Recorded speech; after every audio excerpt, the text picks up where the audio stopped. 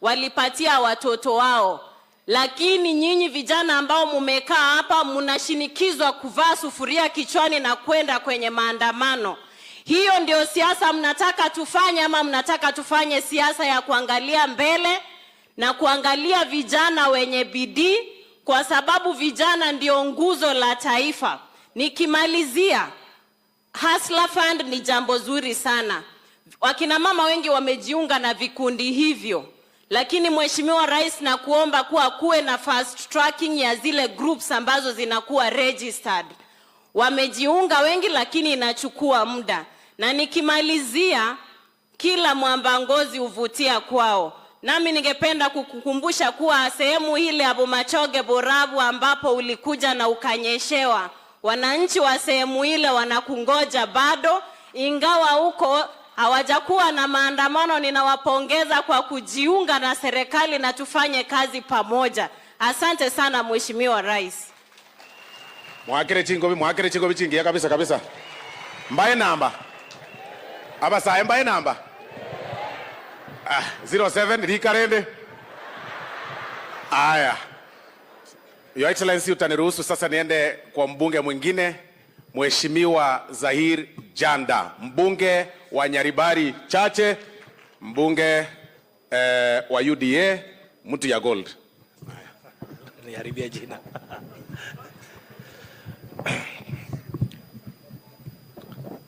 Asante sana Usoro. Your Excellency, the President of the Republic of Kenya, William Samoei Ruto, viongozi wote ambao umefika hapa, kwa majina naitwa Mheshimiwa Zahir Janda, mbunge wa Nyaribari Chache.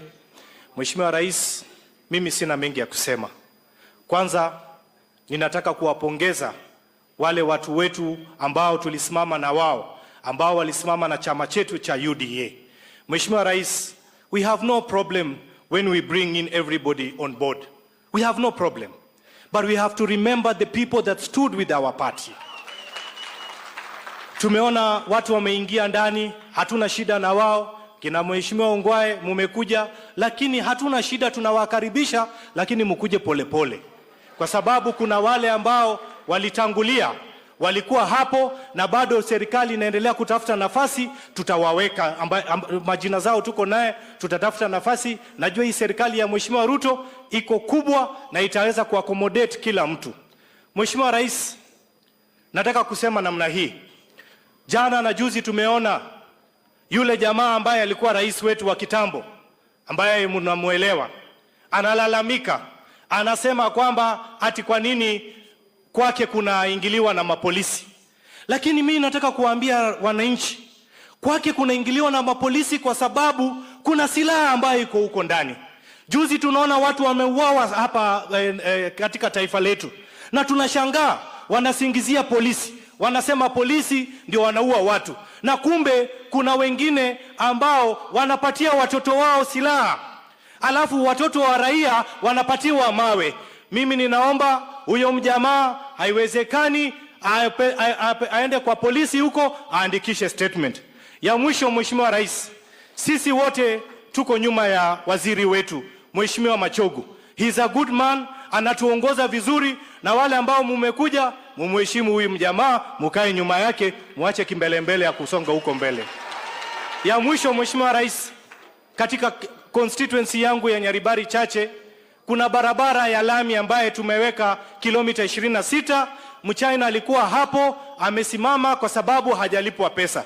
Na Mheshimiwa Rais, na kuomba kwa unyenyekevu, tafadhali urudi Nyaribari Chache, kwa sababu tuko na mipango mengi sana. Nyaribari Chache ndio headquarter ya Kisii, na mimi ninaomba project ya housing tulikuwa tumesema tutaweka. Tunaomba Mheshimiwa Rais uje utufungulie. Kwa hayo mengi na machache, asanteni sana. Zaire nayo chogereke gusi amanganande kwa kwaneke gusi tako yubanto mbako yugumona nae. Wageni mbako yugwa keitata. Una huyo mugako yoito kwa irangora. Aya. Wacha sasa niende kwa mheshimiwa kutoka Nyamira North Mugirango. West Mugirango, Mheshimiwa Steve Mogaka, mbunge ambaye amechaguliwa na chama cha Jubilee. Mugirango minto njuga ntoko girango na ntokire serikali njuga ukwana. Hebu tuonyeshe rais wetu upendo wa Sabato. Happy Sabbath. Happy day. Na ile ya wanchani boribwa kale. Wanchani wakare yeso bweka. Your Excellency, my President, the Chief Minister, my CS, my Chief Whip, and fellow leaders. Majina yangu ni wakili Steve Mogaka kutoka eneo ya West Mugirango constituency huko Nyamira County. Pokea salamu za watu wetu wa Nyamira na upendo wao. Hebu pokea salamu zao. Your Excellency, on behalf of the people of Nyamira, after we met in State House and you gave us directions, I have preached and converted the ground. Hawafanyi maandamano tena. Mbwatsto akira abantu ba Nyamira chinkobi hawajafanya maandamano. Wameniambia na on behalf of Walter Nyambati, we were burying our auntie, we share an auntie, that's why he did not come here.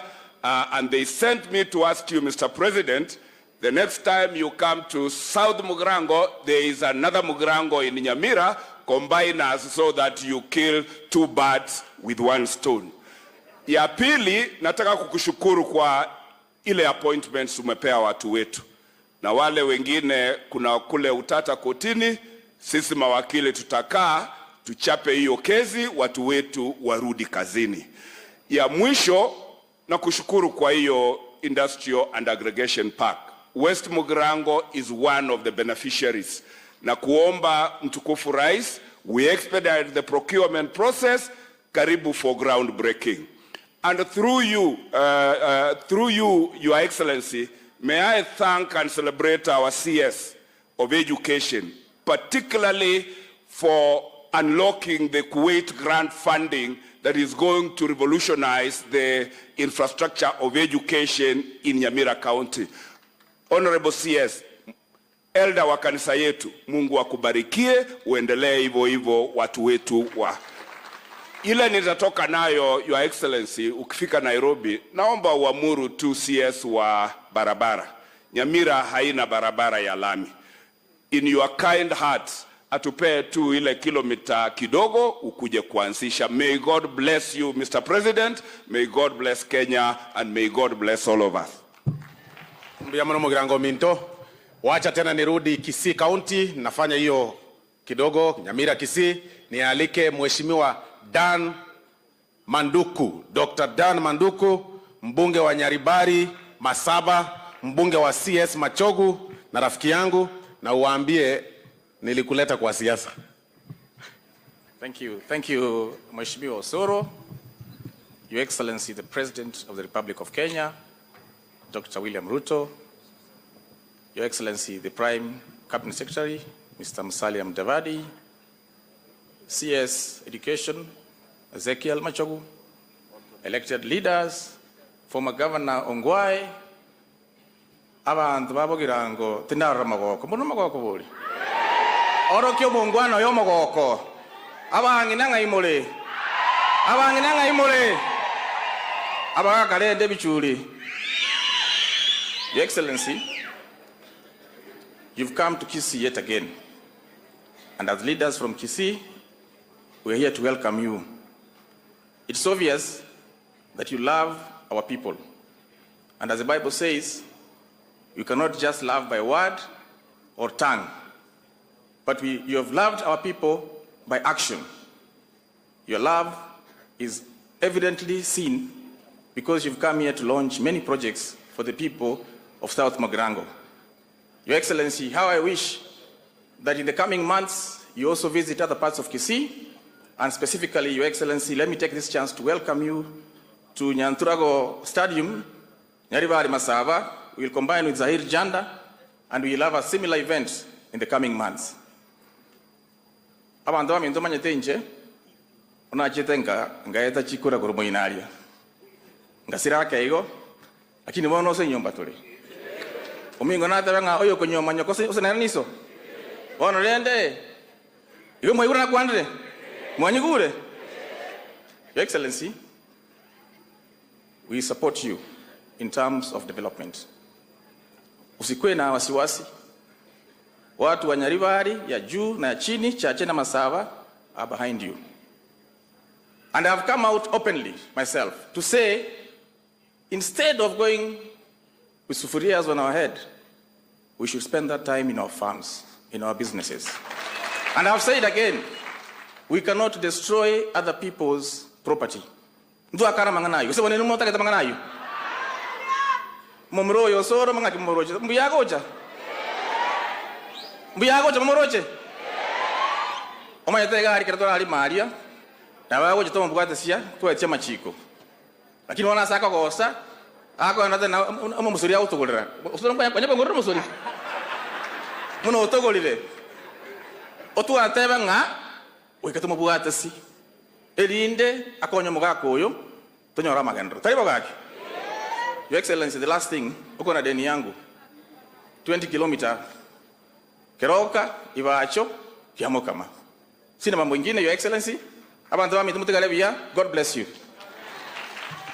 Mbiamono Mheshimiwa Manduku maitega ari bunge ntobugate cafeteria asitogo chitwaragera twali bukima twali chinsaga musuru norongo tokoro ndirogo cha nala ko musuru togokana aragero musuru bwokonywa tali musuru bwechibesa abantu bamanyo musuru bwokonywa. Haya, wacha sasa niende tena Nyamira County nikaribishe Mheshimiwa Jerusha Momanyi, Women Rep Nyamira County, aka Ntogoro. As she comes, Your Excellency, may I allow me to render the apology of Mheshimiwa Donya Doris, ambaye sasa hivi yuko USA on an official trip, na angekuwa pamoja na sisi lakini ameomba ruhusa ya kukosa leo. Asante.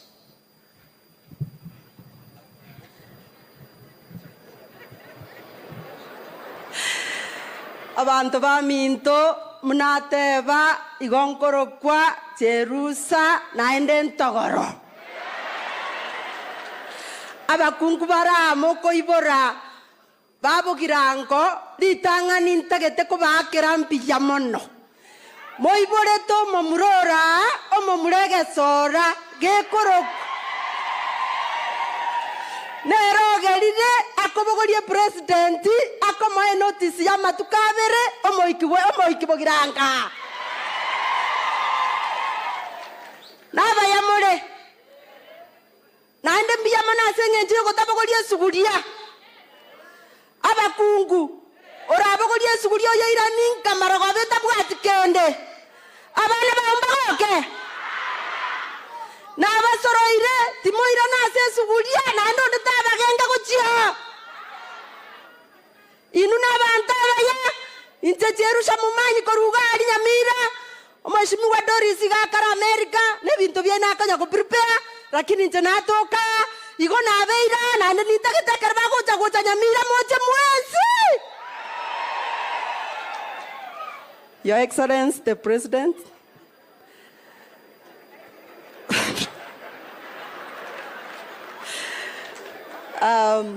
tulikuwa tu tuna ongea kidogo na kina mama na wamesema today they are so happy to have you here. And Your Excellency, I want to appreciate your coming here in this region of Kisii. We know how much you love us. I want to tell these people that I was in Jubilee. I was not in UDA. But when you won as our president, I said there is no day I will follow. People will tell me to go for Mandamano. And I came, the whole of me, I am here, and the women of Nyamira, they have also said there is no day wataweka sufuria kwa kichwa arabu waende kwa barabara. Kwa hivyo, Your Excellency, feel most welcome here and in Nyamira. My people are only asking for water. My women needs water. My women needs electricity. My women needs roads so that they can take their vegetables to the market. If you do for us that, Your Excellency, we have nothing. We will support you. We will follow you. I will never go back to Azimio, even if they disown me. I know you are ready, and you have already welcomed me. Thank you, Your Excellency, and welcome. Mongino yon tokora no muyore boli. Ande ekra okwane kegusia okwano eriogiria igoro buya sana. Inje menya na nyomba tingo kani ngoma ni gesongo. Kegusi ngoma ni gesongo na liora akwane ngora. Lakini na muyare. Mbia mono mheshimiwa. Your Excellency, tunakaribia kumalizia kwa waheshimiwa. Wacha sasa nimkaribishe mtoto wa pasta, Mheshimiwa Alpha Miruka, mbunge wa Bomachoge Borabu constituency. Omwana bo Morandi. Bomachoge Chache, sorry. Bono nyosuro tamati neighbor. Igonto mo boga banagaki. Bwana asifiwe. Korango iga. Bwana asifiwe sana.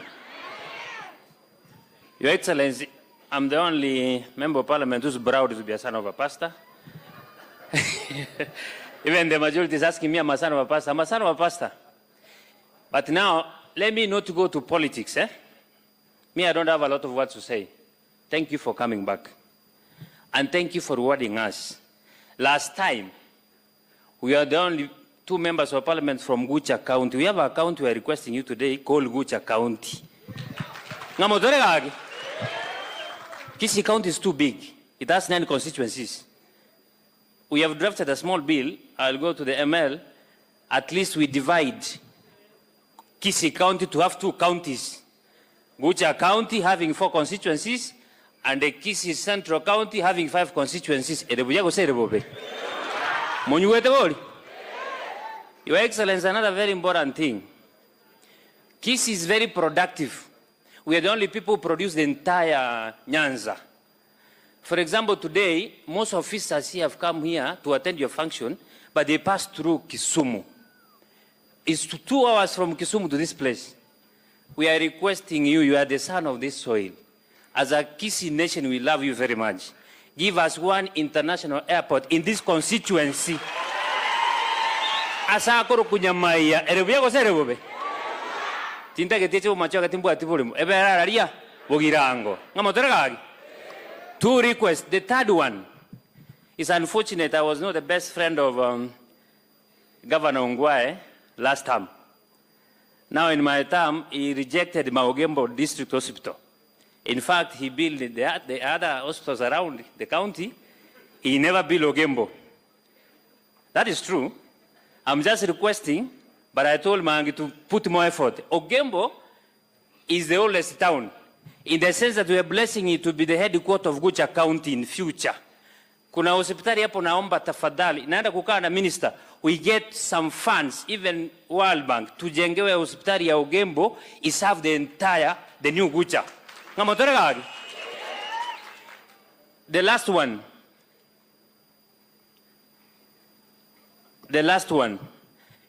Last time when we were struggling, this was the first stop. Ukafungua barabara kutoka Nyansembe mpaka Kenyanya. But imagine tukienda hivi, the contractor hajaimaliza mpaka Kenyanya. There is a section ameacha hapo. That project hajaipewa pesa. There is another long project yours. Ulifungua naitwa Omoringamu, 75 kilometers. The Chinese is dragging. Call CS Mulkomen is a friend of mine. Nimeenda kwake hajaweka pesa. Naomba aweke pesa next time tukija ufungue barabara. Naomba tu. Now for the members of parliament, the next stop for the president is Bomachoge Chache. Nyariba, you cannot think of coming there. Tulikuja juzi. Sasa tuko kwa Usoro. Next ni Machoge Chache. Then tuende Machoge Borabu. No, Manduku is well represented by the minister. The minister is coming. Manduku was in ODM. We have a representative from that constituency called the Minister for Education, a senior man called Machogu. Machogu, we respect you, and we will thank you for giving us that post. Otherwise, for those many remarks, Osoro mwano mbe osoro mwano mobe. Amaene. Tigangondre so ko osoro mwano muya. Ke. Igo atigarobo chumbo ko salio bagabana. Kuana mono akoreki. Ninje ka menere ni wete miaka ngomuruko mwisho mokari bunge lakini mwanje tu mwana muya. Toyu wane ngaki ara abero bochumbe tumanocha kubange county ya Guche buja. Kusema no gaki. Mwanje te president yetu Ruto kusema mwanje te. Ramburango komoko ni kwanje te Ruto. Thank you very much. Now God bless you. Asante sana mwana bomo pastor. Aigabano gwachakira mangana yo ebinde imotere ko ngaine ringo bogaba negera muire ebintu byane byabagirango karate. Tigatore karakari ngocha bore lakini tiganda aroserwe ebintu byane. Wasema na wamedo wake. Bono Your Excellency, kwa heshima pia sasa tukipanda tena juu, sasa wacha nikaribishe treasurer wa chama cha UDA na pia ndiyo mbunge wa Kitutu Chache North, Mheshimiwa Jafeth Nyakundi. Ya nonora igani kubwete miaka ya tena.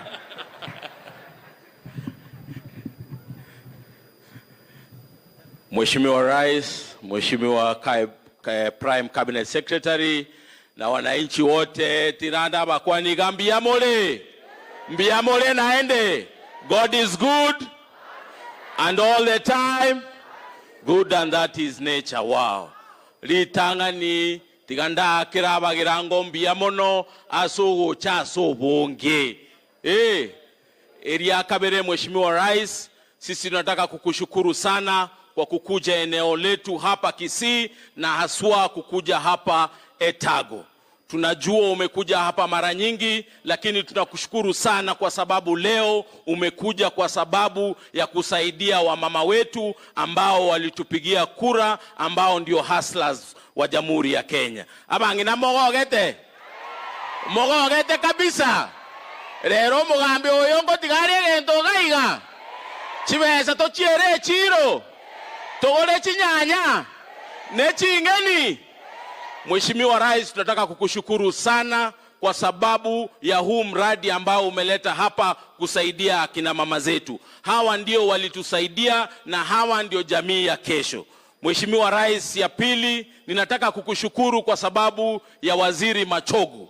Machogu ndio waziri wa education. Tunakushukuru sana kwa sababu ya kutupatia Waziri Machogu. Anazidi kutuunganisha na anazidi kufanya kazi nzuri. Ya mwisho, Mheshimiwa Rais, sisi kama wa Kisii, mwezi wa March, mwezi wa 3, ulileta fertilizer ili wakulima waende shambani.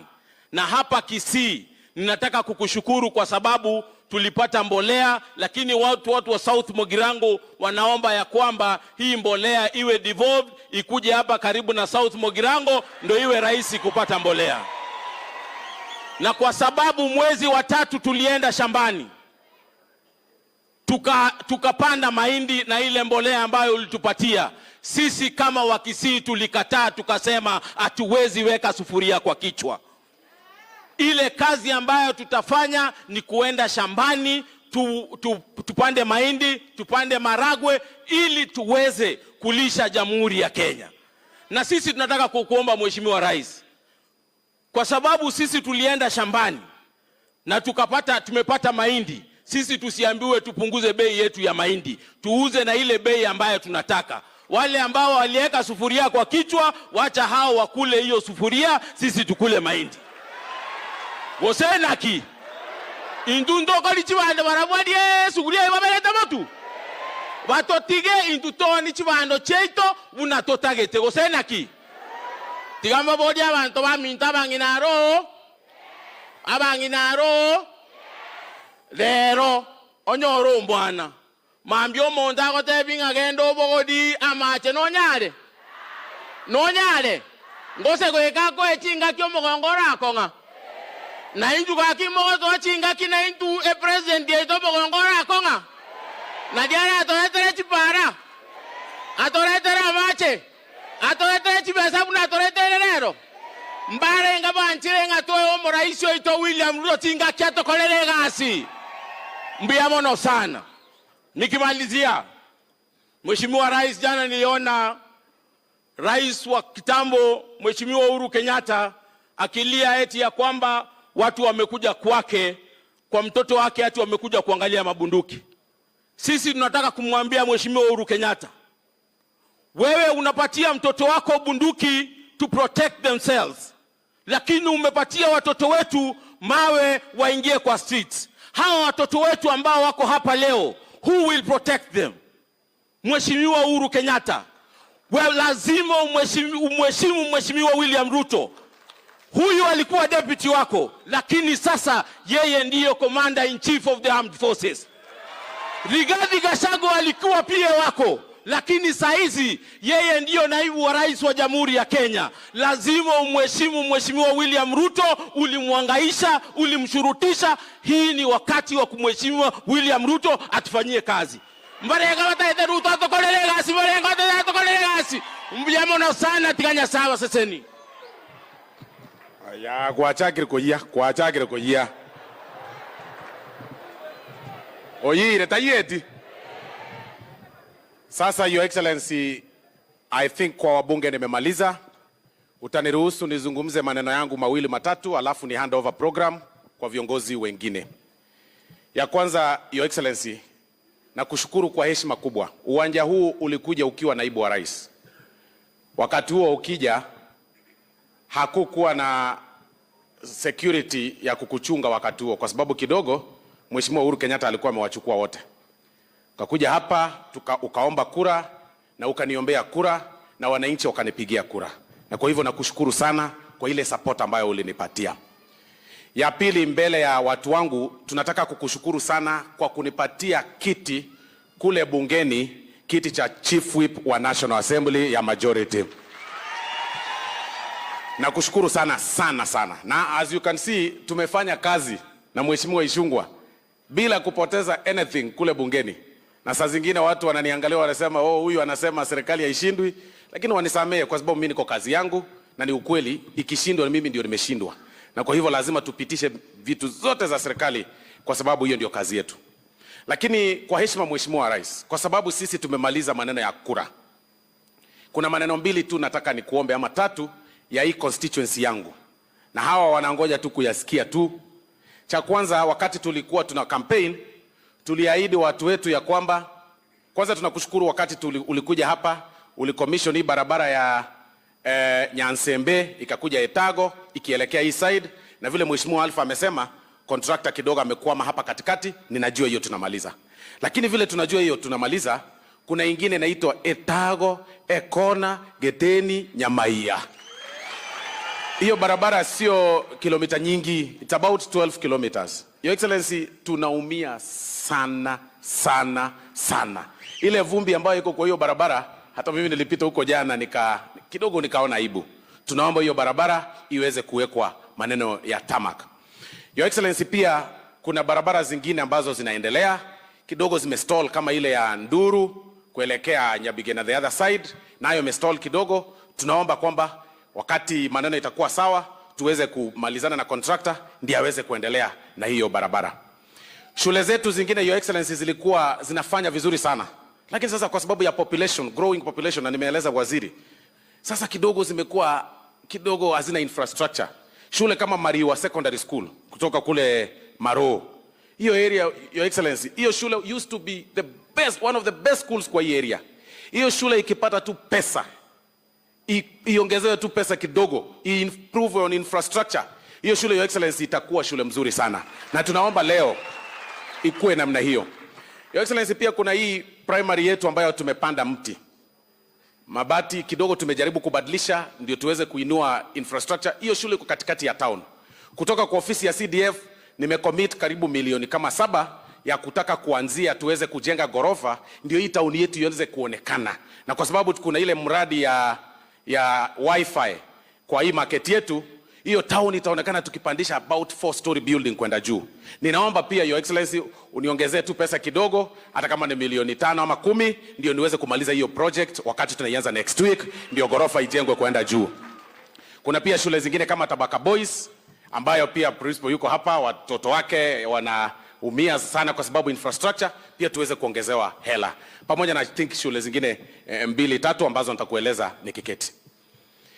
But Your Excellency, nikishamaliza maneno hiyo, pia nikukumbushe hii area ukitembea Your Excellency Kisii mzima, alafu tafute kama ni usiku, ukitembea ukiwa umekuwa blindfolded, alafu mtu akufungue macho, upate hakuna stima mahali na kuna giza, ujue uko South Mugirango. This is the only place This is the only place. Na naweza kuambia hata mheshimiwa governor anajua. Hata wakati walikuwa wanapunish watu wa county, hata governor wa sahi, wakitaka kupunish watu wa county na transfer, wanawaambia wewe toe the line ama nikutume South Mugirango. Wewe behave namna hii ama nikutume Etago. Kwa sababu wanaona sisi tuko na giza. Sisi tuko na shida nyingi. Na sasa vile nimeingia serikali, kila mtu anaangalia, anataka kuona maendeleo ni yapi yatakuja hapa. Street lighting, Etago market. Mama wanauza mpaka saa 3 usiku na torch at this time Andera. Mochengo market, Ekona market. Nyama ya hadi saa hii hakuna hata moja street lighting. Mheshimiwa Ongwae ulijaribu katuwekea ile moja ya sola, lakini ni kama ule contractor yako alikudanganya akakupatia zile fake. Iwa hiyo haki iliwaka siku mwezi 2-3 ikazima. Sasa tunaomba tuwekewe street lighting. Ama namna gani wananchi? Ndio iweze kukua kabisa all over na Nyamarambe market so that we are able to grow our area. But sasa kwa sababu nimemaliza hiyo, nikuje sasa kidogo uniruhusu nizungumze ya siasa. Your Excellency, ni vizuri tuambiane ukweli. Mimi nimetembea na wewe miaka hii yote. Na kila mtu alikuwa ananiambia, wengine walikuwa wananiambia wewe Osoro chungana utauliwa. Unakaa sana na huyu jamaa hawezi chukua kiti.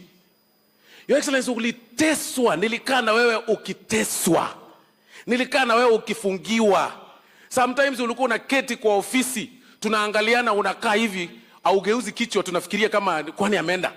Tunakuguza hivi tunapata huko sawa, Your Excellency. Because uliteswa kweli kweli. Uliteswa. Na mimi nilikuwa na wewe. Wakati mwingine Your Excellency ulikuwa kule Bomas. Ukawekwa nje. I was there with you. Ukaambiwa simama hapa nje. Mheshimiwa Raila akakuja na Uhuru Kenyatta akaingia. Askari wakakufanyia namna hii. Mimi nikiangalia nikashtuka. Wanakublock. Wakaingia nani wakazungumza for 15 minutes. Umesimama huko nje unafanya namna hii, unashindwa uingie ndani, uende. Sasa yani uliteswa kweli kweli. Uliteseka. Mungu amekufukisha, umekuwa rais. Wale tu walikutesa wakati uko rais, tena wamekuja wanataka kukutesa ukiwa rais wa Jamhuri ya Kenya. Wale ambao walikutesa wamenunulia watoto wao bunduki. Na unajua nyinyi wananchi hamjui. Yule kijana wa Mheshimiwa Uhuru Kenyatta, kwa sababu wao wako entitled to security, kwa boma yake kuna 100 guns zimewekwa kwa nyumba na zote anasema hako na licenses. 100 of them ziko ndani ya nyumba. Askari hawajamuuliza kitu, wameenda kule, wamefika huko, hata wakaambiwa wasifunguliwe kuingia, bunduki ziko ndani, wakatoka. Wakasema sawa, kwa sababu tuko na heshima na hii familia, wacha tuende. Wamesummon kijana, hataki kuenda. Badala ya kuenda ndiye ajibu ulipata wapi licenses hizi zote? Ameita baba yake. Baba yake amefika kwa TV, alikuwa rais tunamheshimu, lakini amekuja kidogo, akiwa hapo, amechapa ile yake, amekuja macho ni red, alafu ameanza kukuja hapo, anaanza kusomea rais wa Jamhuri ya Kenya, anasahau huyu sasa sio naibu wake. Kuulizwa na askari maswali, kuna makosa gani? We are all equal. Askari wakikuja kwa Osoro hakuna shida. Nitawaeleza kama hii niko na hii bunduki, nimetoa namna hii. What is the mistake? Askari akienda kuuliza raia, wewe umetoa wapi bunduki? Makosa ni gani? Lakini kwa sababu ameenda kuulizwa, mtu ametokea, amekuja, ameweka heshima yake chini, anasema wewe ameanza kukusomea rais wa Jamhuri ya Kenya, anasomea naibu wako. Yeye amesahau vile anaongea kwa TV, huku nyuma yeye si rais sasa. Sasa sijui kwa nini anasahau, anakuprovoke. Na wakati vita inatokea hapa, juzi, Your Excellency, ambulance ilipigwa mawe hapa. Mama mjamzito alikuwa anaenda hospitali. Ambulance ikapigwa mawe, driver akatoroka. Vijana wakaendelea kupigwa mawe hapa Kisii. Wakaendelea kupiga mawe, mama akakufa, akafariki. Hiyo vitu yote tunazungumza hapa. Mheshimiwa Uhuru Kenyatta amepeana pesa. Amesukuma hiyo watu, upewa 200, endeni muandamane, muharibie huyu jamaa, ndio miaka 5 ishe, aonekane hajafanya kitu. Wakati maandamano inakuwa, ana fly out. Wakati imetulia, anakuja Kenya. Kwanza Your Excellency, nyanganya huyo jamaa hiyo kazi umempea ya kwenda kutengeneza peace. Hakuna peace huyo anaweza tengeneza huko nje kwa sababu ana heshima kwa rais wa Jamhuri ya Kenya. Hii Kisii, Your Excellency, siku ya kwanza tulipata kidogo maandamano hapa. Na wacha nikuambie Your Excellency, haikufanyika na watu wetu.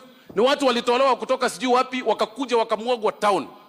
For the first time in the history of Kenya, umerelease pesa yote ya county governments. Yote. Kisii tumepata 12 billion shillings. Ilikuja 2 months ago, 12 billion. South Mugirango nimepata pesa ya CDF. Umerelease yote. Badala ya hiyo pesa kukuja, na isiyo Kisii peke yake, na hizo kaunti zingine zote, ya Nyamira, na hizo zote za Kisumu, Siaya. 12 billion imekuja kwa counties. Badala governors wengine wa Azimio waende kulaunch projects za mashule, waende kufungua barabara. Hiyo pesa uliwapea, Your Excellency, na mimi naomba ESTC chunguze. Hiyo pesa inatumika kupea vijana 1,100 ama 500, ingia kwa barabara muharibu town, ndio watu wakuwe confused, wasahau ya kwamba wamepewa 12 billion hizi counties kama hii yetu. 12 billion. So Your Excellency, sisi tunakuambia hivi. Tunasimama na wewe. Usishtuliwe, na wewe ndio rais. Simama kama rais wa Jamhuri ya Kenya, amiri jeshi mkuu wa jeshi yote ya Kenya, mtu ambaye amekuwa uongozini, asijaribu kukutisha, na sisi kama jamii ya Mkisii tutasimama na wewe kidete hadi mwisho. Gosema na bantu baminto. Bono muntu mnanje nkaransirete kirugo. Omuntu oche uri na bugete chikura, wiris no regana akwete gasi, oche ngana utari komiga. Akia munda wakeri kumukweri kwere kya garinchenge ikaransirete kirugo. Na kiumuntu hakurwa sakurukuru, aina yo karansirete kirugo. Atyo kugusuka, akonyo kugusuka, ya mbane kabanje to mongwano yongoro kyanga soko wali banje to mongwa. Mumwanje te mwanzipe. Kwa hayo machache, Your Excellency, kwa heshima kubwa, niruhusu sasa nikaribishe Mheshimiwa Kimani Ichung'wah ambaye ndio majority leader wa National Assembly, ambaye tunafanya kazi na yeye kule bungeni. Mwakere chinko byo mu majority leader itongoyo chirega okoro Kimani Ichung'wah, karibu sana leader. Thank you very much. Asante Mheshimiwa Osoro. Avanto vaminto va South Mugirango biamore. Najua Mheshimiwa Rais nikiwa hapa sababu Mheshimiwa Osoro sio tu chief whip wetu bunge, lakini ni ndugu yangu mdogo. Na huyu jamaa mlifanya vizuri sana kutuchagulia Osoro. Huyu ni mwanaume. Wale watu unasikia wa Azimio wakiona Osoro bunge, wote wanatorokea ya choo. Hakuna anaweza simama Osoro akiwa bunge, na tunashukuru, na ndio tumekuja kujiunga na yeye siku ya kufanya kazi ya maendeleo. Na Mheshimiwa Rais, nimefurahi kutembea hapa South Mugirango tena na wewe, na nimefurahi kuona viongozi hapa wote kutoka Nyamira hapa Kisii, kiwemo our former governor Ongwae, Waziri Machogu, wote wameamua kushikana wafanye kazi pamoja, na hivyo ndio watu hupata maendeleo. Na nitawauliza kwa heshima viongozi wote wa Kisii, tuungane pamoja, tufanye kazi pamoja. Huyu rais mwenye ako hapa ni rais wa Wakenya wote. Wale walikuwa kwa kampeni yake, wale hawakuwa kwa kampeni yake, wote wenye wamejiunga wakaacha kazi ya kuvaa sufuria wakakuja kufanya kazi na yeye, wote ni watoto wake. Si ndio watu wa South Mugirango? Na tuendelee namna hiyo ili maendeleo ifike. Hiyo Osoro anasema ati ukitupwa gizani ujipate huko kuagiza ujue huko South Mugirango. Hii itakaa kama city, sababu sasa serikali ni Osoro na Osoro ndiye serikali sasa.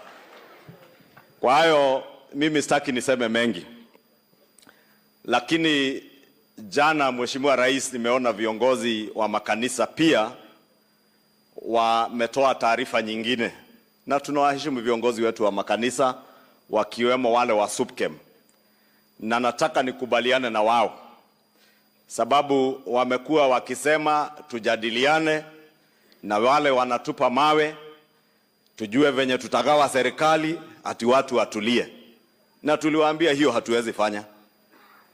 Lakini jana wamesema vizuri, walituuliza turudie yale maridhiano ya bipartisan talks. And I want to confirm to you, Your Excellency, that under your leadership, those of us in Kenya Kwanza, in line with the call by our religious leaders, ya kuwa turudi kwa bipartisan talks with a single agenda of the reconstitution of IEBC. That I want to agree with our religious leaders, that we are ready to resume the bipartisan talks with that singular agenda of reconstituting our IEBC commission ili tuweze kuendelea hata na zile by-elections ambazo constituencies zingine na wards hawana waakilishi because of the paralysis at IEBC. And I agree with our religious leaders.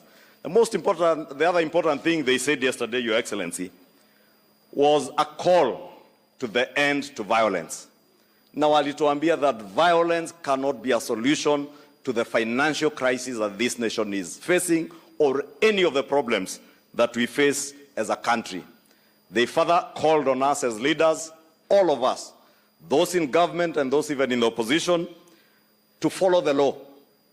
And even those who demonstrate, they must follow the law, they must abide by our constitution, and allow the rule of law to prevail. And there again, Your Excellency, I want to agree with our church leaders and even those from SUPKEM that we all must be law-abiding citizens. And it does not matter what position you hold today, whether you are a president like yourself, whether you are a prime cabinet secretary or a cabinet secretary, or whether you are a member of parliament like myself, or even whether you are a former president. It does not matter. You must abide by the rule of law. Even your own children must live and abide by the rule of law. Your Excellency, Kenyans are astounded today that somebody is lecturing us because they do not want to be subjects to the rule of law. When you are a suspect of any crime, it does not matter who you are. It does not matter what office you served.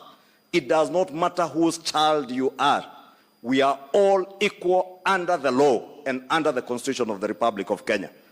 Kwa hivyo, wale niliona jana usiku wakitusomea ati sababu polisi wanataka kukagua manyumba zao. Waambie hizo nyumba zao ni nyumba kama zile sisi tunaishi. Hao watoto wao ni watoto kama wale watoto wetu. And even their mothers, every one of us, we have our mothers. And you are lucky, you are fortunate and privileged that you can stand before us and tell us that your mother has been guarded for the last 50 years. Who has been guarding our mothers when you are looting our country dry? Who was protecting our mothers? Mabunduki. Sio bunduki moja. Mabunduki. Tens of guns kwa nyumba na zisiangaliwe ni gani. And I want to ask the Inspector General of Police and DCI, do not be threatened because somebody is coming to try and intimidate you when you are doing your work. Investigate those firearm holders, whether licensed or not. There are those with fake licenses. There are those with legitimate licenses. But there are also those with genuine licenses. But they are giving their firearms to criminals and criminal gangs to shoot at innocent Kenyans during demonstrations. Then you blame the police. Alafu, polisi wakija kuchunguza, wewe unaanza kutusomea, ati you should be listening to the concerns of Kenyans. My friend, we listened to the concerns of Kenyans through economic forums that we even came to Kisii. And all the 47 counties, we listened to the concerns of Kenyans when Kenyans told us that they are carrying a burden, a huge burden of debt because of state capture and the economy that you had driven to its knees. We are listening to the people of Kenya today who are telling us today here in South Mugirango that they are about to harvest their maize and get food, cheaper food on their tables, courtesy of the subsidized fertilizer that the government of Kenya and this Kenya Kwanza administration gave to our farmers in earlier this year. We are listening to the people of Kenya when our university students today are about to benefit from a new funding model that will ensure whether you are the son of a former president or a minister or the son of a hustler, you will be able to access higher education because the government of Kenya will finance your university education. We are listening, my friend. So don't lecture us to tell us to listen to the people of Kenya. It is you, when you are in power, because of impunity, because of state capture, because you thought you were a god that the people of Kenya should be worshipping, you had no temerity to listen to the people of Kenya. I want to tell you, my friend, today we have a government that is listening to the people of Kenya. The only thing, Your Excellency, I will tell you not to listen to. Usisikize hawa watu wa kukuambia ati watakutisha na maandamano, na wakifanya maandamano waweke wakora huko ndani, wapige watu, ati wanasponsor Mungiki na wanawapea pesa na bunduki wapige watu risasi ili wasingizie polisi wale watu wanapiga risasi. Rais, kaa ngumu nani? Kaa ngumu rais. Usiachie watu nafasi kuleta fujo kwa Kenya. Today you are the commander-in-chief. And being commander-in-chief, Your Excellency, means that millions of the Kenyan children today look up to you for protection. They look up to you to safeguard their lives and the property of their parents who are educating them. Anybody who is interfering with the livelihood and the lives of the Kenyan people, including our children, and the millions of Kenyan children who look up to you, please deal with him. Whether you think you are so mighty, you think you are above the law. Hata huko Marekani rais, nimeona Donald Trump mwenye alikuwa rais, nimemuona kotini. Hapa Afrika tumeona Botswana former presidents in court. I want to encourage you, Your Excellency. Tuliambiwa wiki mbili ile Pandora Papers, tutaambiwa pesa ilitoka wapi. Hiyo ndio pesa ya hawa wa Kenya ilibebwa, ikafurushwa, ikapelekwa nje ya Kenya. Kwa bunge, hawa wabunge watakuambia. Some of the things being considered by parliamentary committees, Your Excellency. Massive looting in the wee hours of the last regime. Na hiyo pesa ndio sasa inatumika kuvuruga amani ati wakuuzie uoga. Hao watu nafikiri walikuona South Mugirango ikiwa usiku. Wakuangalia sasa mchana hadharani, waone wewe sio mtu ya kuuziwa uoga. Ama mnataka huyu rais wetu auziwe uoga? Kama hawakumuuzia wakiwa sijui nini na nini, watamuuzia saa hii? Wacha huyu rais. Mimi mwenyewe niliwaambia, mimi huogopa Mungu peke yake, uji moto na stima. Hiyo stima Osoro anaongea. Siwezi ogopa binadamu. Sasa mtu asifikirie ati utasimama ututishe. Hatutatishika. If you engage in crime, don't dare us, and you don't need to dare any government or any government agency that to come for you. It is not up to you to tell government agencies when to come for you. They will come for you when it is time. Na usikuwe na haraka, tulia, kuwa mungwana, ujue sisi tuko na mama zetu pia, tunawaheshimu venye tunaheshimu mama yako. Tuko na watoto wetu, tunawaheshimu venye tutaheshimu watoto wako. Lakini pia nyinyi mtuheshimu. Mujue siku 3 Nairobi, Your Excellency. For 3 days kuna watoto mamilioni hawakuenda shule. Sababu wewe umeweka wakora kwa barabara wazuie watoto wasiende shule. And I must thank you, Your Excellency, because when your intelligence services informed the Ministry of Education through CS Mashogu. Na huyu Mashogu sababu ni mzee mungwana na anapenda watoto. Wakati alipata information kuna watu wamepanga vile walienda pale Kangemi, mumeona wakirushiwa tear gas, wanashika wanarudishia polisi. Wanashika tear gas wanatupa kwa shule ili atikuwe na kelele. Sasa wakaona tear gas haijatosha, wakapanga venye watapiga risasi watoto ya shule. They wanted to see bloodshed on school uniforms. I must thank CS Machogu and CS Kindiki for taking decisive action to close down our schools on Wednesday to save the children of Kenya. But those people who want to hurt our children, those people who are scheming against our children, then you start playing victim. seeking sympathy, telling us that your families are being targeted. Nobody is targeting your families. It is criminality. It is subversion of the rule of law that is being targeted. And whether you like it or not, you are not above the law. You might have thought yesterday you are above the law. Today you are not. You are a good citizen, and please remain good, being a good citizen. Na hatukuulizi, by the way, usupport hii serikali. Nilisikia mwingine akisema ati sijui is because I associate with who and who. You can associate with anybody you want to associate with. Hata ukitaka kuhama kwako uende uishi kwa nyumba yao, enda. Si ndio? Lakini usiseme ati unadhulumiwa sababu you are associating with other people. Nobody is interested with who you support.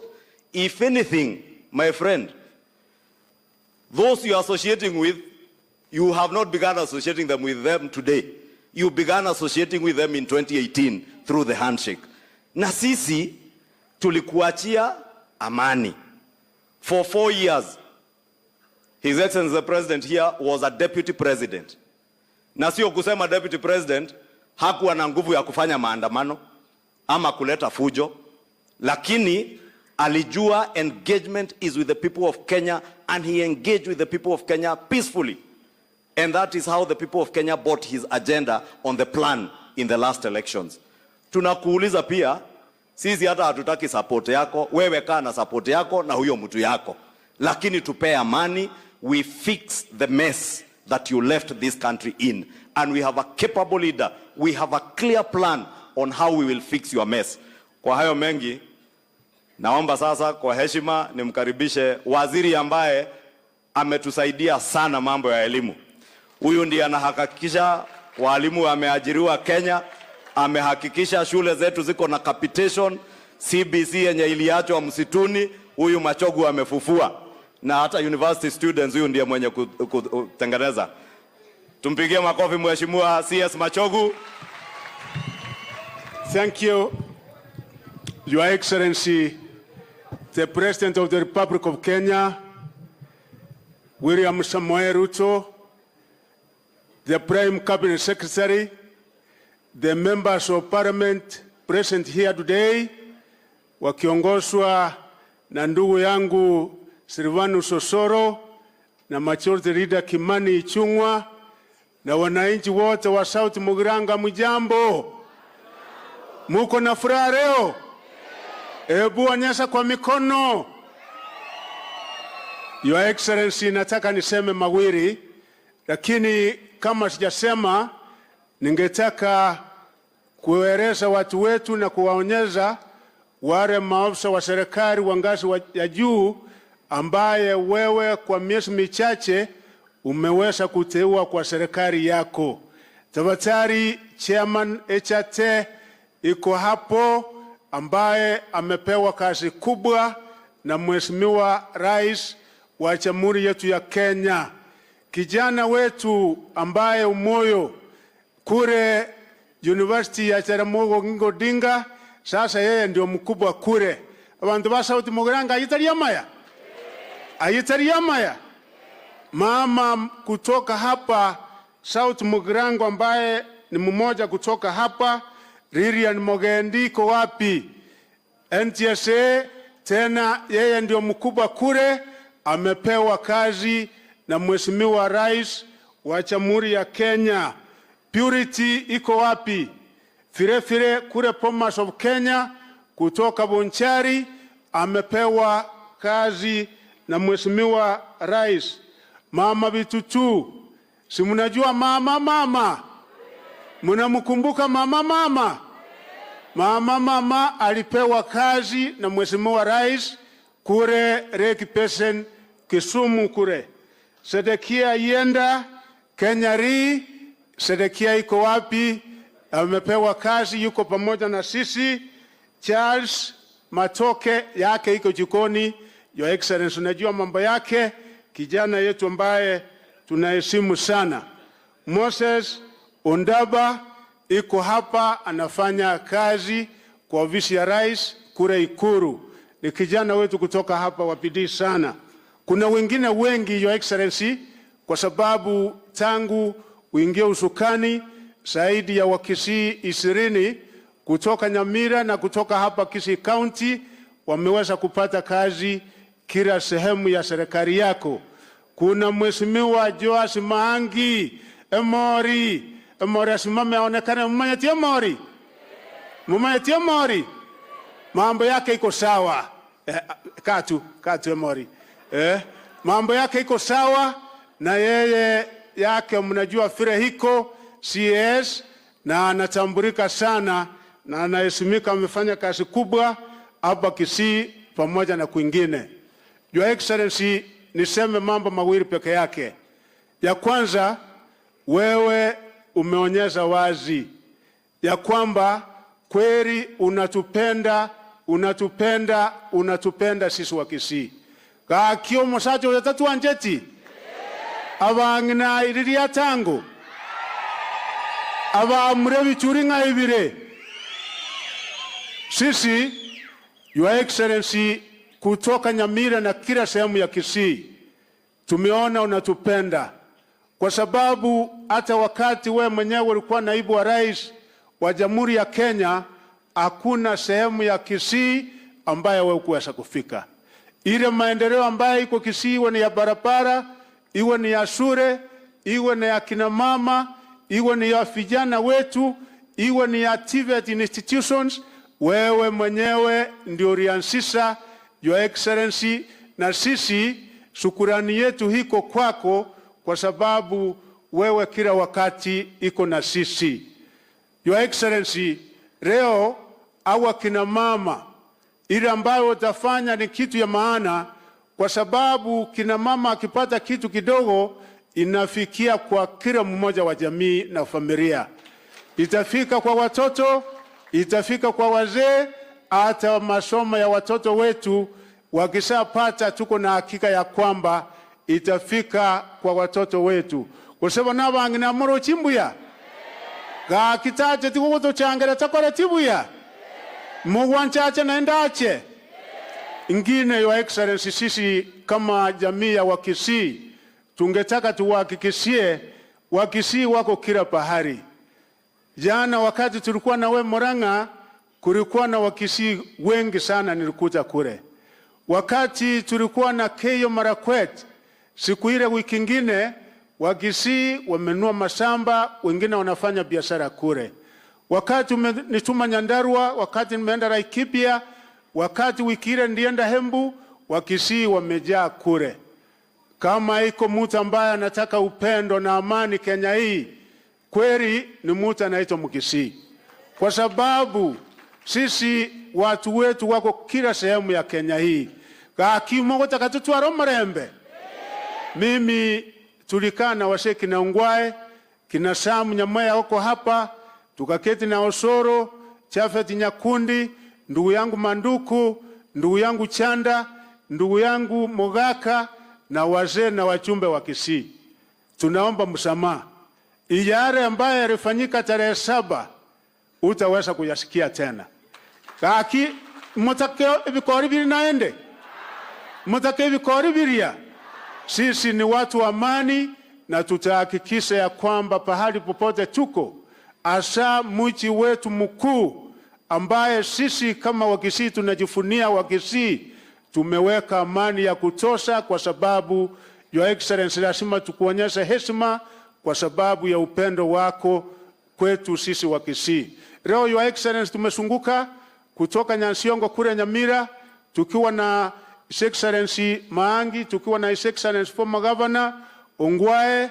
Watu wa Nyamira wako sawa, wakasema jambo. Tumekuja Kisii Town, tumekaa pamoja na Bishop Mairura na fathers wote wa Catholic, na tena wametuma salamu, wakasema Kisii iko gangari na tutaendelea kukupenda. Hivi majuzi abantu ba Minto ile nilitumwa hapa, si mimi nilijituma. Fira unaona naenda kila sehemu Kenya, His Excellency akinituma anakumbuka Wakisii. Alinituma Nduru, sura ambaye ni kama kilomita 5-10 kutoka hapa, ile ambaye mliona nililete kure, ile nililete Kereri, Nyabururu na kwingineko. si kutoka kwangu. Incheno moto moyo ntomete ngakiakorokwa gakia kara ntuma nkareta milioni 25 naenda asande ngonya gontomale igomoro chinga chiskuru jeito nko bachire moko mwakara chinkobi. Kwa hivyo Your Excellency, kwa hayo mengi sisi tuko nyuma yako na jamii ya Kisii, tutaungana ndugu wote, hata kina Magara tunasema sisi lazima tutakuja pamoja. Mzee tunasaidiana sana, Msongwae, Mzee Jimmy Angwenyi, wase wote ambaye leo chawaona hapa ni kwa sababu ya muda, lakini wote watafika, tuko pamoja. Kwa hayo mengi nataka tumukaribishe Prime Cabinet Musalia Mudavadi.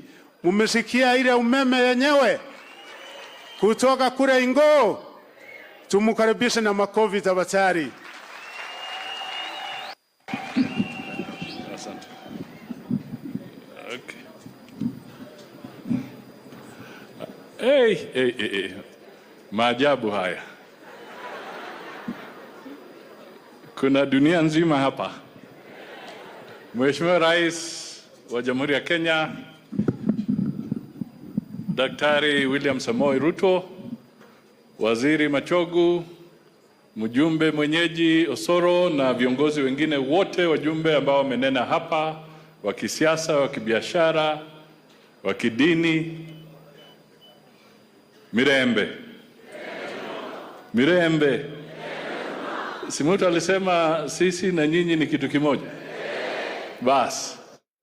Mheshimiwa Rais, mimi sitaongea kwa muda mrefu kwa sababu hawa jamaa wangependa kukusikiza wewe. Lakini nataka tu niseme mawili matatu. Kwanza, jamii ya Wakisii inaheshimika sana. Na yule ameshika bendera kwa serikali tunamwangalia Mheshimiwa Machogu, and I want to tell the people of Kisii that we have an excellent Minister for Education.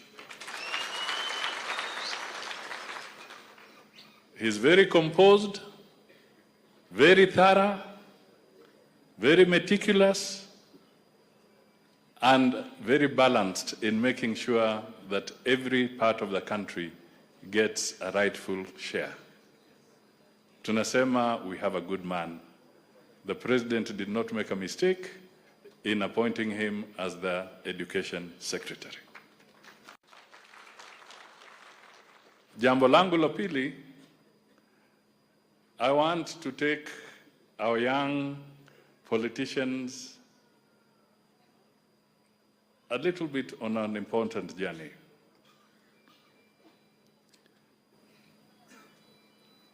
Our president won the election. No doubt about it. The ones who doubted went to the Supreme Court. Na kule kwa Supreme Court, they were defeated. He is the president. We want him to win in 2027. And this time, we do not want to leave any room for anybody to go to the Supreme Court.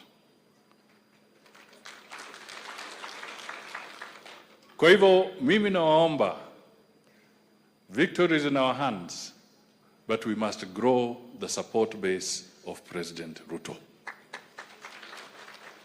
We must bring in powerful people. Ongwae has a following. Magara has a following. And many others here have a following. We want those votes to be in the basket of William Samoei Ruto in 2027. So let us bring people together so that we broaden and grow his support base. Hiyo ni ombi langu kwa viongozi wa Kisii, tuvute hawa jamaa wakuje wasimame nyuma ya William Samoei Ruto. It is important. On politics, Your Excellency, impunity must end. Nobody is above the law. Impunity must end. Na mimi nataka niambie viongozi ambao wako hapa. Even when Uhuru was the president, hata kwangu, the police came to look for firearms. They even came and said, let me see whether you're properly licensed. Because I was not above the law.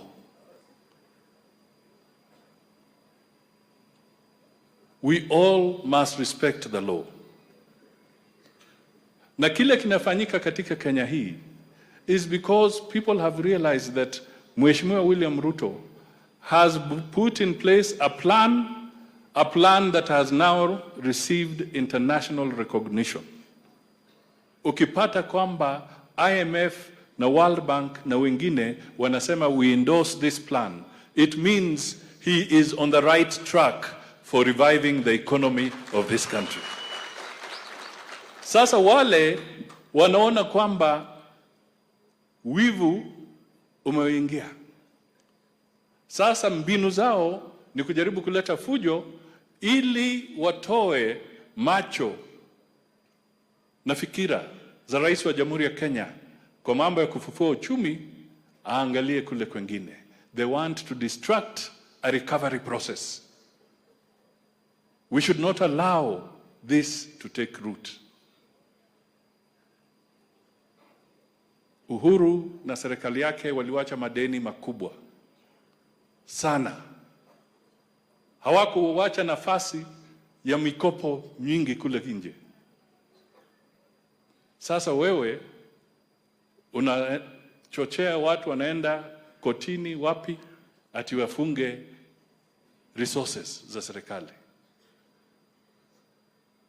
Ladies and gentlemen, ukifunga resource ya serikali, sasa appropriation bill itakuwa namna gani?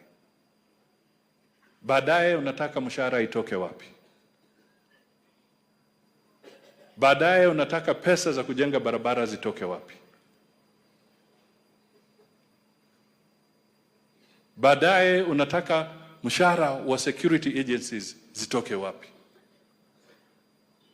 Kwa hivyo hawa jamaa, their time is past and everybody must follow the law. And we have a responsibility to grow the economy. All of us, including those who are part of putting us in the mess. The President of Kenya is William Samoei Ruto. He has the mandate of the people of Kenya. And nobody is above the law. Nobody. And impunity must end. And the person to lead us to the end of impunity is none other than William Samoei Ruto. We stand firmly with him, we work with him so that nobody thinks that they can move in any part of this country, destroy people's properties, maim other children, disrupt trade between Kenya, which is an artery for trade in the East African community.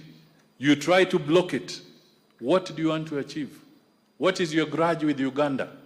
What is your grudge with Tanzania? So that you are blocking the artery that is feeding those people in business. What is your grudge with DRC Congo? These are the messages and these are the things we need to ask our people and say it is not possible that we can grow our country through impunity. When you lose an election, go home. Wait for the next round and sell your agenda at that time. But don't make it look like that we owe it to you. How much blood do you want taken from Kenyan people? That is why I used the terminology political vampires. How much blood do you want spilt from the Kenyan people for you to be satisfied? It is time for all of us from every village, from here Etago to Mululu to Kapenguria, to say no. Enough is enough.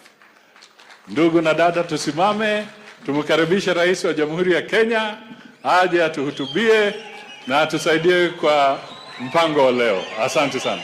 Thank you, Your Excellency.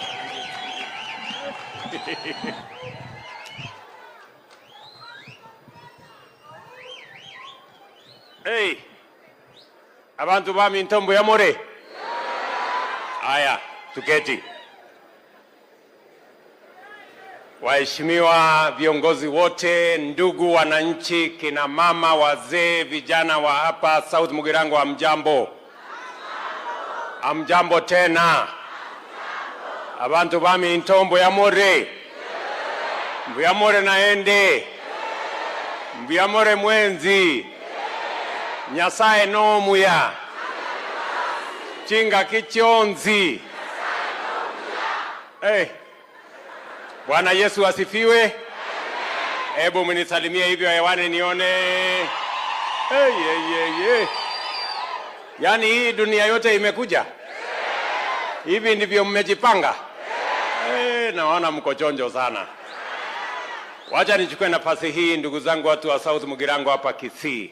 Nimshukuru Mungu sana kwa kutupatia nafasi tufike hapa. Pia niwashukuru.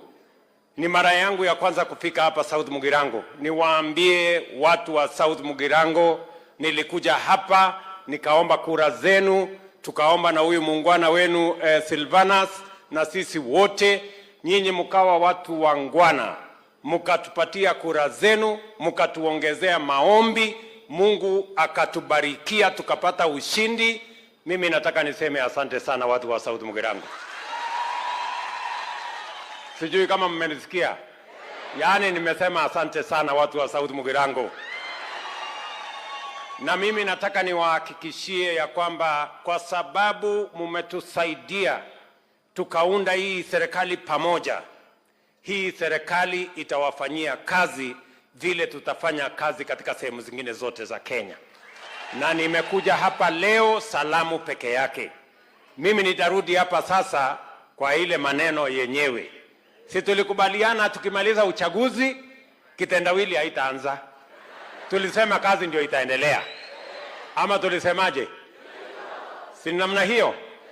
So leo mimi nimefika hapa, niliambia mjumbe wenu juzi ya kwamba nitapitia hapa, nilikuwa nimeenda shughuli ya maji kule Vihiga, nikasema nitapitia hapa nafasi kidogo niwasalimie, niwashukuru, na pia niwashukuru kwa kunipatia huyu shujaa. Anaitwa Silvanus Osoro.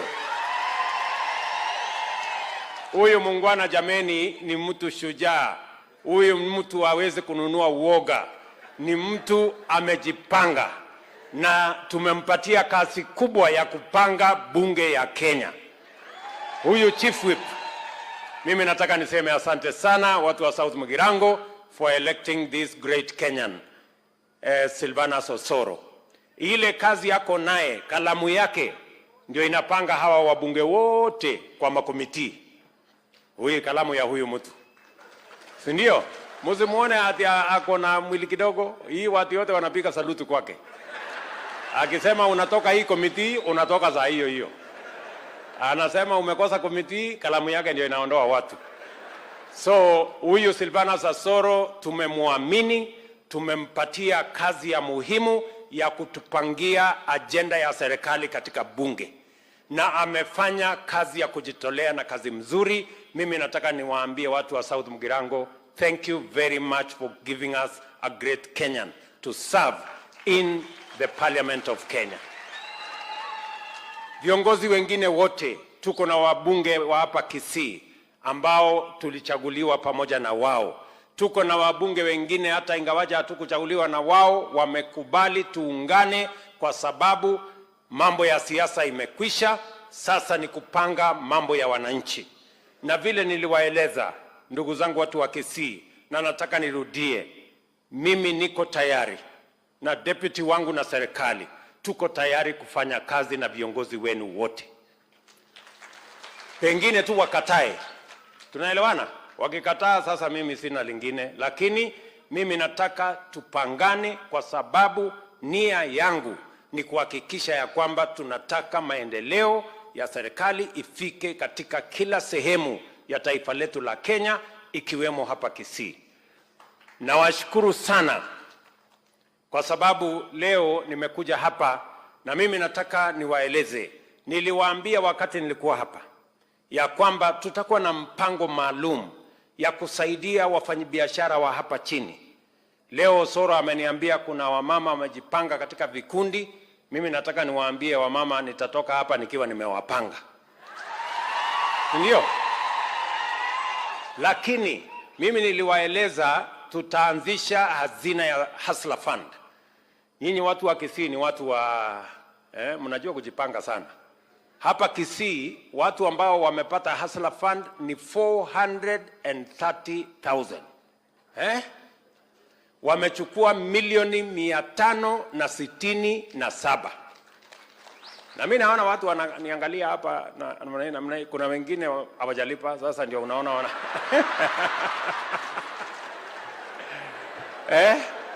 Msikuwe na wasiwasi, sawa sawa. 70%, in fact 69.5% ya watu hapa Kisii wanachukua hiyo pesa, wanalipa, wanachukua tena, wanalipa, wanachukua, iko tu 30% ambao kidogo wako namna hii, lakini nitakutana na nyinyi hapo mbele. Yaani mnafikiri ati mnaweza kuhepa? Mwezi nitawapanga hapo mbele. Sijui kama ninaelewana. Lakini tena tumepanga awamu ya pili, na mimi nataka kina mama ambao wako kwa vikundi na vijana, watu wa bodaboda na wale wengine wote wanisikize. Tumepanga tena awamu ya pili. Mkijiunga katika vikundi watu 10, watu 20, tumepanga tuwapatie pesa kati ya 20,000, 1,200 na vile vile mpaka ifike shilingi 1,000,000. So nyinyi mjipange vizuri. Nyinyi mnanisikia? Mjipange vizuri ndio tuwapatie pesa, kwa sababu nia yangu ni kuhakikisha ya kwamba mwananchi wa kawaida anaweza akapata pesa ya kufanya biashara bila ya kuwa na title deed ama logbook, bila ya kujua chief ama assistant chief, hata mjumbe, hata rais, you don't have to know. Bora kundi yako imejipanga, tutawapatia pesa ya kufanya biashara. Ninyi mnanielewa? Lakini bora tu uwe mtu mwenye umejipanga hapo. Sasa wewe, mimi nakuuliza mtu ya South Mugirango. Sasa wewe unahepa na shilingi 500 na 20,000 na kungojea. Si wewe umekosa mpango? Ukihepa na 500 na 20,000 umekosa. Si wewe umejiharibia? Ama namna gani? Wewe jipange hapo namna hii, pole. Sijui kama tunaelewana. So mimi nawauliza, leo tumefika hapa niwaeleze watu wa South Mugirango, watu wa Kisii County na Wakenya wote ya kwamba the government of Kenya has a plan. We have deployed resources to make sure that ordinary people, ordinary hustles, people who run small businesses can have access to credit between 20,000 shillings and 200,000 shillings per group, and that money you can access without collateral, without any security, without knowing anybody. Kwa mtandao tu, kwa simu. Vile wewe ulipata ile 500, sasa unaweza kupata 20,000. Wewe lipa ile 500 alafu jipange hapo. Bure utakuwa unajiangusha peke yako. Ama namna gani jameni watu wa Kisii? Tunaelewana? Jambo la pili, tulikubaliana na nyinyi wakati nilikuja hapa mambo ya campaign, tulikuwa na shida kubwa ya elimu. Tulikuwa na matatizo ya CBC. Tulikuwa na matatizo karibu university yetu inafungwa. Mimi nataka niwaambie ya kwamba niliwaeleza, niliwaahidi ya kwamba tutatatua zile changamoto tulikuwa nazo kwa mambo ya CBC.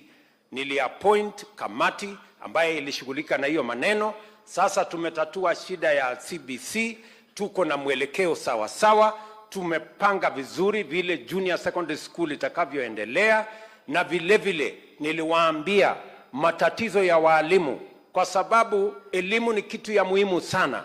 niliwaambia elimu kwa sababu ya muhimu, na kwa sababu elimu ndio inaleta usawa. Mtoto wa tajiri ama maskini wanasawazishwa na elimu. Mtoto wa mama mboga, bodaboda na rais wanakuwa sawa kwa sababu ya elimu.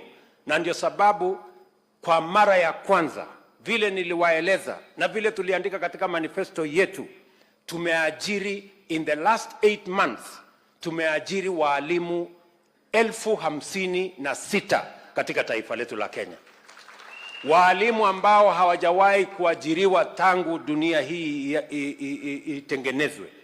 We have hired a record 56,000 teachers this year, kwa sababu tunataka watoto wetu wote wakienda shule wapate walimu na wapate elimu, because the greatest empowerment we can give to any society, to our children, is the empowerment through education. And that is why we must give every child an equal chance to be their best. Ya pili, tumekubaliana vile vile ya kwamba tukienda mbele, tunataka watoto wetu wote wapate nafasi sawa katika TVET, katika university. Na ndio tumesema tunabadilisha mfumo. Sio ile tulikuwa tunapatiana tu grant kwa university ama kwa college. Leo tumebadilisha, we assess every child. Na tumesema wale watoto ambao wanatoka jamii ambazo ziko chini, lazima tuwapatie scholarship 100%, wasome bila ya kuulizwa pesa yoyote. Nyinyi mnanielewa jameni? Na ndio tumeongeza maradufu pesa ya TVET from 5 billion to 10 billion.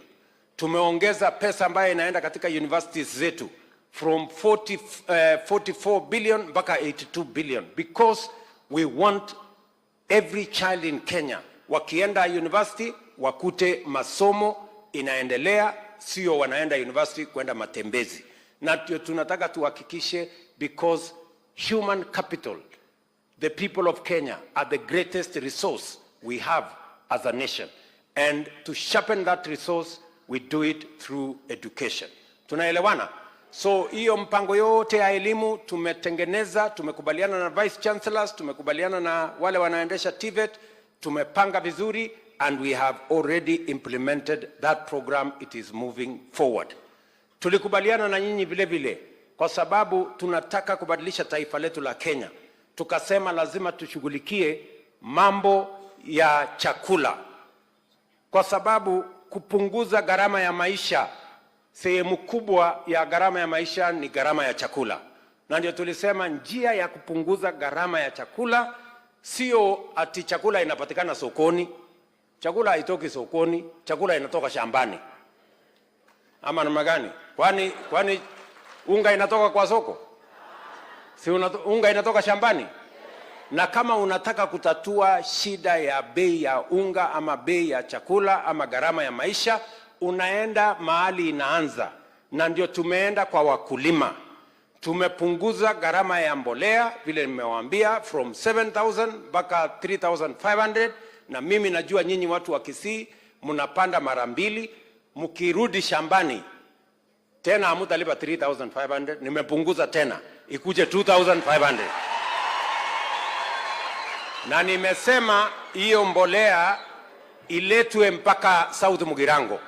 Hatutaki ati inabakia kule, hatutaki ibakie kule Kisii town. Tunataka iletwe mpaka South Mugirango na ipelekwe katika kila constituency.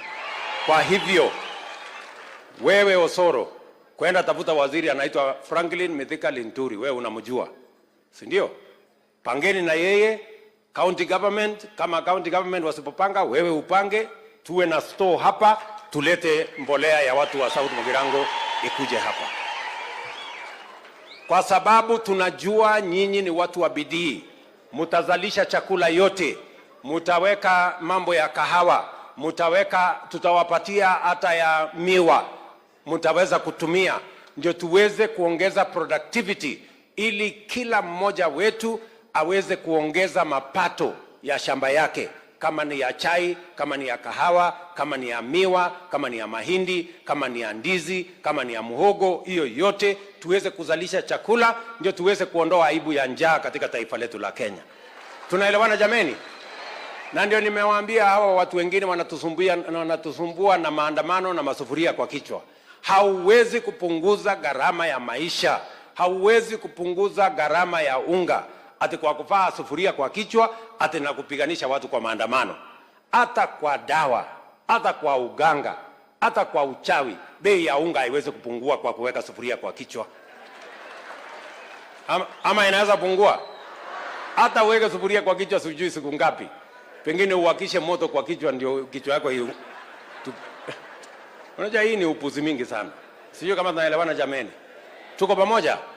Na ndio tumesema tunataka kutumia kilimo kuzalisha chakula na vile vile kupanga pesa kwa mfuko ya wakulima wetu, na vile vile tupange through our county aggregation and industrial parks, tupange mambo ya storage, tupange cold rooms, tupange agro processing, tuongeze value addition, tuweke mpaka manufacturing, ndio tuhakikisha kwamba vijana wetu wanapata ajira, na vile vile tunapanga vile wakulima wanaweza kuongeza dhamana katika mazao yao so that we can increase the incomes for our farmers.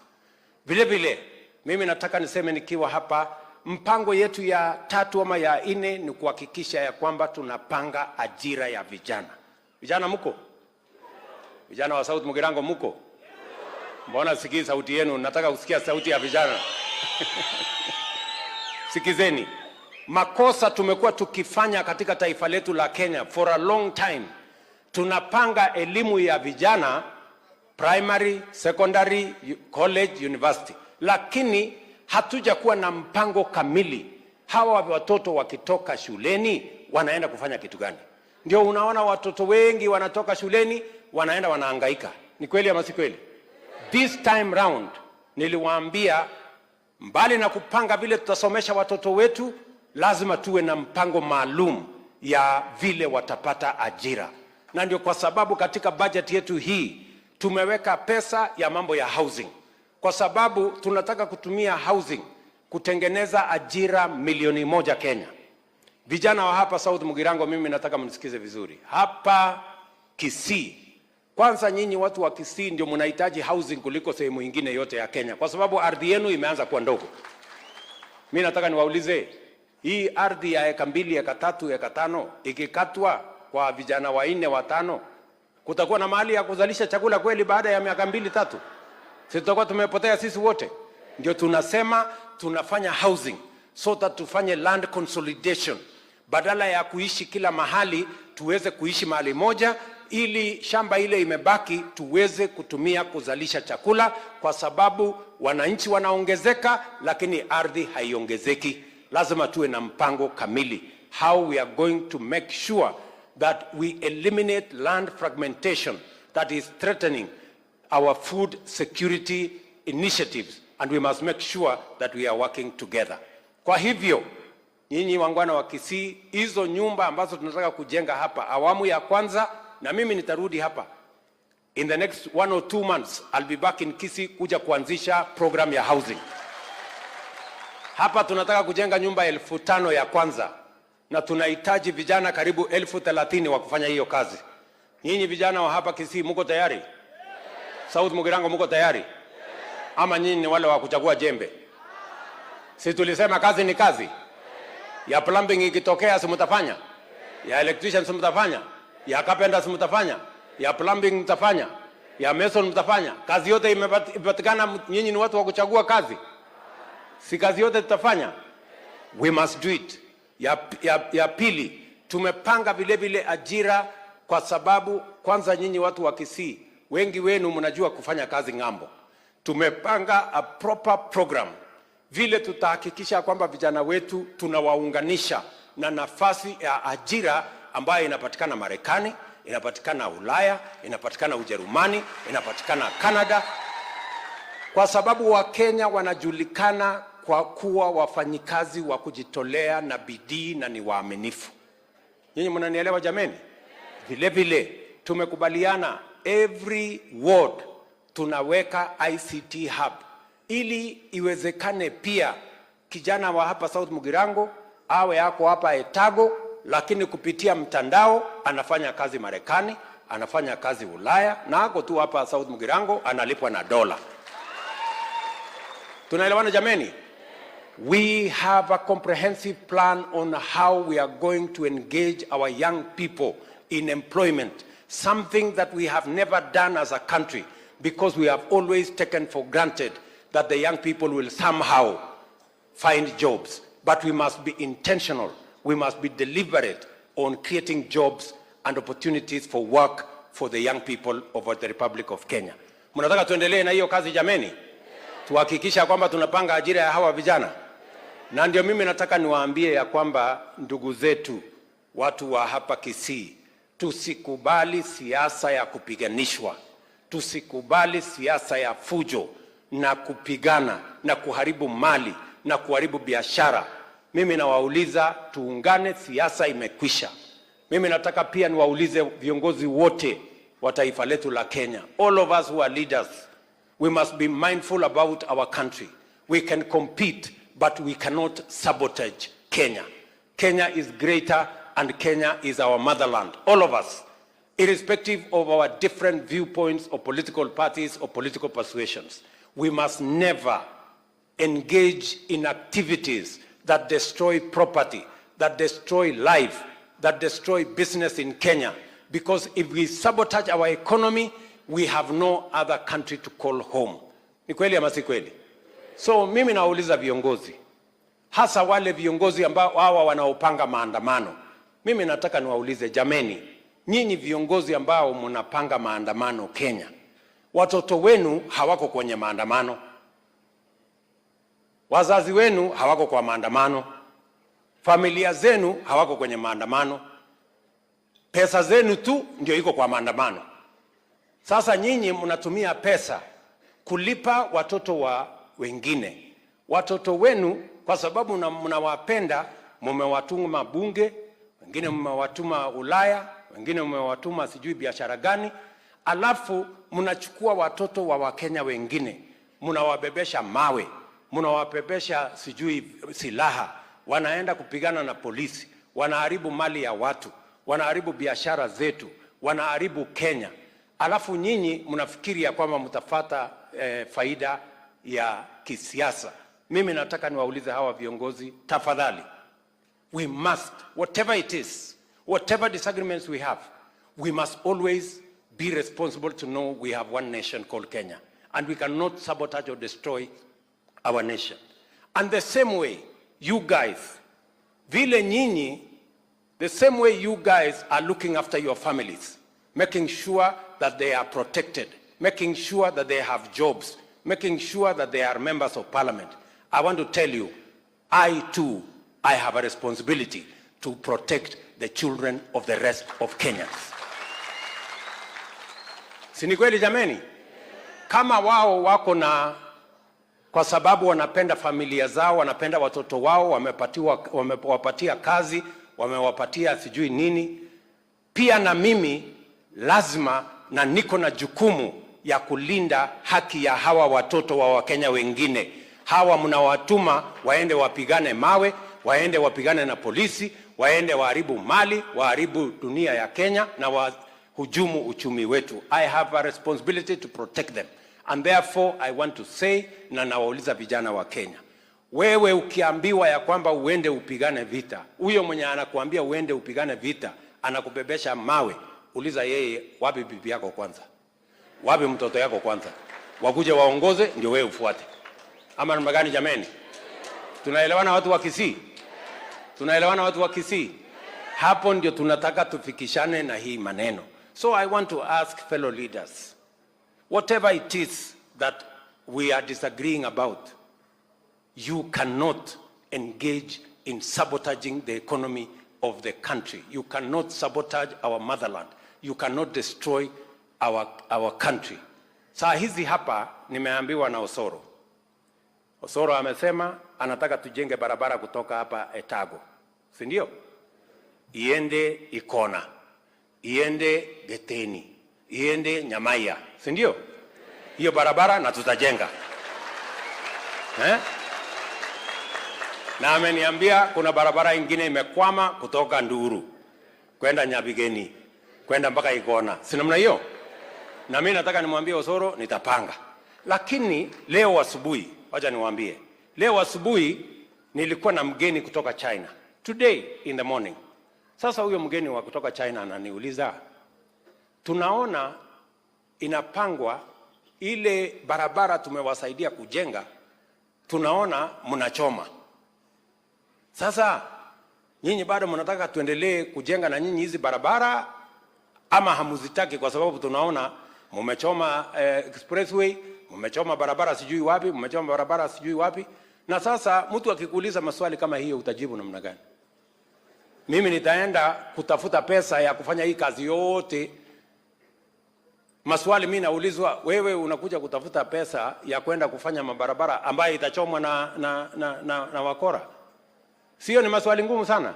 So we must be responsible, you know, because we cannot be building infrastructure that is destroyed by hooligans and crooks and people who have been sponsored to go mayhem and anarchy in our country. And those behind sponsoring this mayhem, they should be ashamed of themselves and they should forget about what they are looking for. We want a peaceful nation. And we want a nation that we compete on ideas, not compete in violence. Ama namagani jameni?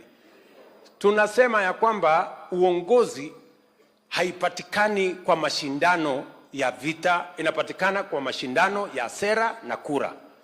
Na si tulipiga hiyo kura jameni tukamaliza? Ama hapa South Mugirango kuna yenye mulibakisha?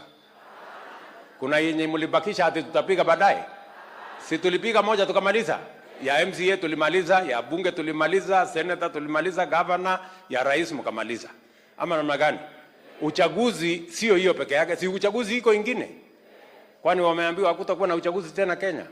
Si itakuwa 2027? Ama namna gani? Na nyinyi si mko area? Na nyinyi si ndio mafundi wa hiyo maneno? Si mtajua vile mtafanya 2020? Ama wamesikia ya kwamba mmesahau vile mtafanya? Si nyinyi mnajua vile mtafanya? Yule mtu amefanya kazi, mnajua vile mtafanyia yeye. Yule mtu amezembea na kupanga maandamano, mtamnyorosha vile mnajua vile mtamnyorosha. Ama ni aje watu wa hapa Kisii? So mimi nataka niwaambie ile kazi yote tumepanga na huyu muungwana wenu Osoro. Ameniuliza pia anataka mataa hapa Etago. Tutawapatia mataa. Hata Ikona tutawapatia mataa. Hata Nyamaiya tutawapatia mataa. Hata ulisema Mocho? Mochengo. Nilisikia ukisema Mochengo. Mochengo tutawapatia mataa. Si namna hiyo?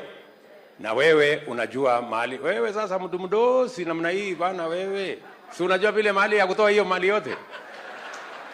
Huyu akisema wewe hata mawaziri wanakimbia sana kwa sababu huyu anaweza kuwapangia huko bunge mambo ikaharibika.